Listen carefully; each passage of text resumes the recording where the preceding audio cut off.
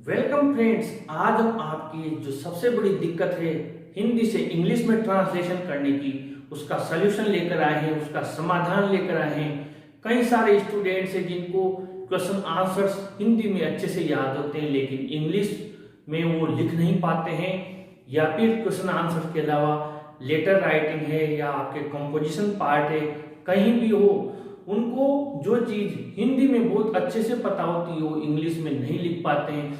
सोचते हैं मुझे ग्रामर नहीं आती है, मुझे मीनिंग्स नहीं याद है, कैसे लिखूंगा, सेंटेंस मेकिंग नहीं आती है, और कई सारी ऐसी परेशानियां वो सोचते रहते हैं और आखिरकार उनके मार्क्स बहुत कम हो जाते हैं। मैंने कोशिश की है आप लोगों के लिए, जितना मैं आप लोगों के लिए कर सकता हूं, इस मामले में आपको परफेक्ट बनाया जा सकता है और आप परफेक्ट बन सकते हो। लेकिन फ्रेंड्स, ये एक दिन का कार्य नहीं है, इसके लिए आपको मेहनत करनी पड़ेगी मेरे साथ में। आज से हम स्टार्ट करते हैं। मुझे आशा है आप रेगुलर मेरे साथ मेहनत करेंगे और इस चीज में परफेक्ट हो जाएंगे। आप ग्रामर जानते हैं, नहीं जानते हैं, मीनिंग्स जितने याद है, इन चीजों को पहले भूल जाइए, क्योंकि सबसे बड़ी दिक्कत यही है इसका मीनिंग क्या होगा, ये कैसे लिखूंगा, यहाँ ई जाएगा, वो आ जाएगा, यहाँ क्या आएगा, पहले ये लिखूं, पहले वो लिखूं। 17 तरह के हम हमारे दिमाग में पहले से इतनी बातें सोच लेते हैं कि हम चाहे तब भी नहीं लिख पाते हैं। इसलिए सबसे पहले तो आप मेंटली बिल्कुल रिलैक्स हो जाएं, फ्री रहें, आसानी से ये सोचे मैं लिख सकता हूं। आज स्टार्ट करते हैं। ये ट्रांसलेशन में हिंदी से हमें इंग्लिश में लिखना है। अब हम सोचते हैं ग्रामर का मुझे ज्ञान होना चाहिए, व्याकरण मुझे नहीं आती है, मीनिंग्स अर्थ कैसे निकालूं, इसका मीनिंग क्या होगा मुझे तो पता ही नहीं है, सेंटेंस मेकिंग कैसे करूं, वाक्य कैसे बनाऊं, ये सारी चीजें हैं। मैंने इसके लिए एक सेंटेंस लिखा है हिंदी में और उसके लिए मैंने इंग्लिश में ट्रांसलेशन की। जो आपके सबसे पहली बात आप कहते हैं, सबसे बड़ी दिक्कत तो यह है कि मुझे हिंदी से इंग्लिश में बदलना नहीं आता है। आप यही बात करते हैं। The biggest problem is that I do not know how to translate from Hindi to English. ये मैंने एक सेंटेंस बनाकर लिखा है। नहीं तो सारे प्रश्नों के उत्तर में हिंदी में तो जानता हूं, otherwise I know the answers to all the questions in Hindi. आप ये जो मैंने हिंदी से इंग्लिश बना के लिखी है, आप एक समय ऐसा आएगा आप भी यही बात इंग्लिश में लिख कर आएंगे। जो बात आप अभी हिंदी में कर रहे हैं ये चीज आप इंग्लिश में लिख देंगे, लेकिन आपको बराबर मेरे साथ मेहनत करनी होगी तो आप आसानी से सीख जाएंगे। ये कोई असंभव कार्य नहीं है। आइए स्टार्ट करते हैं। यहाँ पर मैंने आपके सेंटेंस लिखा है बहुत इजी। आप भी सोचेंगे इतने इजी सेंटेंस तो हमें भी आते हैं, इन्होंने ये सेंटेंस क्यों लिखी, लेकिन आप लोग स्टार्ट यहीं से करेंगे और हमारे परेशानी कहाँ से शुरू होती है अभी पता लगेगा। जैसा कि हम जानते हैं यह एक पुस्तक है, हम सब इसको इजीली लिख देते हैं, दिस इज अ बुक। वह मेरा भाई है, आसानी से लिख दोगे आप, ही इज माई ब्रदर। लेकिन अब थोड़ा सा सेंटेंस टिपिकल होते ही और हमारी परेशानी आ जाती है। हम सोचते हैं मीनिंग भी आते हैं सबको, लेकिन को हम बट करते हैं। मेरे भाई को भी हमने लिखा माय ब्रदर कहते हैं, मुझे को मी कहते हैं। ये पुस्तक अभी लिखी, इस पुस्तक को दिस बुक कर सकते हैं। नहीं देता है, देने को गिव कहते हैं। लेकिन सेंटेंस मेकिंग में दिक्कत आ जाती है, कहां से लिखें, कैसे लिखें, और वो परेशानी सबसे बड़ी होती है। लेकिन इसका समाधान है।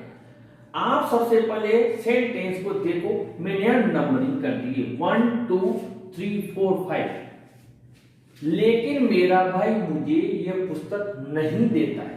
हम ऐसा हिंदी में लिखते हैं, लेकिन इंग्लिश में आपको इतना सा जरूर पता होगा, सब्जेक्ट वर्ब ऑब्जेक्ट ये हम सब जानते हैं। कर्ता आता है, क्रिया आती है और फिर कर्म आता है।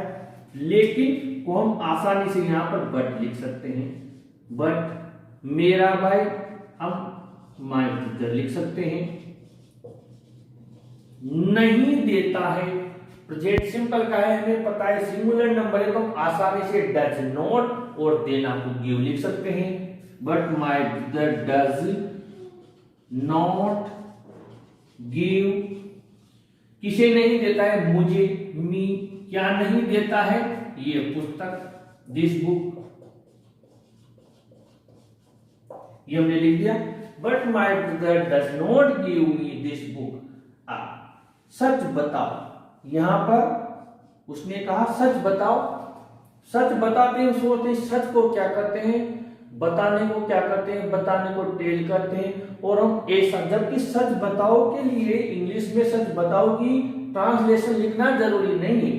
आप यहां पर इसको कहेंगे रियली, और यहां प्रश्नवाचक चिन्ह लगा सकते हैं। आप प्रश्न पूछ रहे हैं सच में, सच बताओ, तो आप जब उसका रिप्लाई आए तो आप इसको ऐसा लिख सकते हैं, यस रियली। आप इसको लिख सकते हैं यस रियली, हाँ सच में। अब आप देखिए कितना इजी है, आसानी से आप इसको बना सकते हैं। हम बस इन वर्ड्स के मीनिंग्स की ट्रांसलेशन में पढ़ जाते हैं, इसको क्या करते हैं। जबकि ऐसा नहीं कि हर चीज की इंग्लिश वही निकले जैसा हम हिंदी में लिख रहे हैं। इंग्लिश और हिंदी दोनों में अंतर है। कई सारे वर्ड्स हैं जिनकी हिंदी से इंग्लिश ट्रांसलेशन नहीं करनी पड़ती है, बल्कि उनके लिए अलग से ही वर्ड दिए हुए हैं और वो वर्ड हमें यूज करने हैं। यहाँ मैंने लिखा ये तो बहुत आसान तरीका है। अब यहाँ पर आप आसानी से लिख सकते हैं ये तो बहुत आसान तरीका है। ये तो हम लिखे दिस इज वेरी इजी, और तरीके को आप ट्रिक लिख सकते हैं, वे भी लिख सकते हैं। This is very easy trick, ये तो बहुत आसान तरीका है। This is very easy way, बहुत आसान तरीका है। यहां कहां कठिन लग रहा है आप स्वयं सोचिए। ऐसे तो मैं भी सीख सकता हूं, अब इसमें हमारी दिक्कत आएगी। ऐसे तो को क्या कहते हैं, यहां पर हम बस इसी जगह रुक जाएंगे। मैं भी सीख सकता हूं, तो आसानी से आप लिख दोगे आई कैन ऑल्सो लर्न। सीखने को लर्न बोलते हैं, लेकिन ऐसे तो को क्या करते हैं, ऐसे तो ये इसी का तो भाग है, ये तो बहुत आसान तरीका है। अभी हमने क्या कहा, वे, दिस वे, ये आसान तरीका है। ये ऐसे तो क्या है, वो तरीका। तो आप सब देख लिखिए, I can also learn in this way. ऐसे तो मैं भी सीख सकता हूं। मैं तो यूं ही या वैसे ही, ऐसे ही, बिना वजह ही, बेवजह ही डर रहा था। अब यूं ही को क्या करते हैं, वैसे ही को क्या करते हैं। आप ये जो वर्ड्स है इनकी ट्रांसलेशन के पीछे भाग जाते हैं और रुक जाते हैं। मैं तो यूं ही डर रहा था, यूं ही कहो या वैसे ही कहो, यानी बिना कारण के ही डर रहा था। बिना कारण को आप आसानी से लिख सकते हैं। मैं यहां लिखता हूं, बिना को तो आप विदाउट बोलते हैं, और कारण को हर बच्चा जानता है रीजन बोलते हैं। यहां हम लिखेंगे आई, डर रहा था, पास्ट का है, वॉज, डरने को आप अफ्रेड, फियर्ड, स्केर्ड, जो भी आपको याद आए आप लिख सकते हैं। आई वॉज अफ्रेड, बिना कारण के डर रहा था, बेवजह, ऐसे ही वैसे ही। I was afraid without reason, मैं तो यूं ही डर रहा था। आप आसानी से लिख सकते हैं, मैं तो यूं ही डर रहा था। चलिए शुरू करते हैं, आपने ऐसा लिखा, चलिए शुरू करते हैं। इसके लिए चलिए को क्या कहेंगे, क्या वॉकिंग थोड़ी कहेंगे, शुरू करते हैं। शुरू करना को स्टार्ट बोलते हैं। इसको इंग्लिश में आप ट्रांसलेशन के पीछे ना भाई, आपको पता है लेट्स स्टार्ट, लेट्स स्टार्ट, आइए स्टार्ट करते हैं। और आगे बढ़ते हैं। एक बात बोलूं, तुम पहले बताओ, बुरा तो नहीं मानोगे, हमने इसे कहा। अब हम सोचेंगे एक बात बोलूं को क्या कहेंगे, सीधा सा है, आप स्वयं जानते हैं इस चीज को। एक बात बोलूं आप इंग्लिश में कहेंगे I want to say something. आसानी से वर्ड, ये सेंटेंस आप जानते हैं।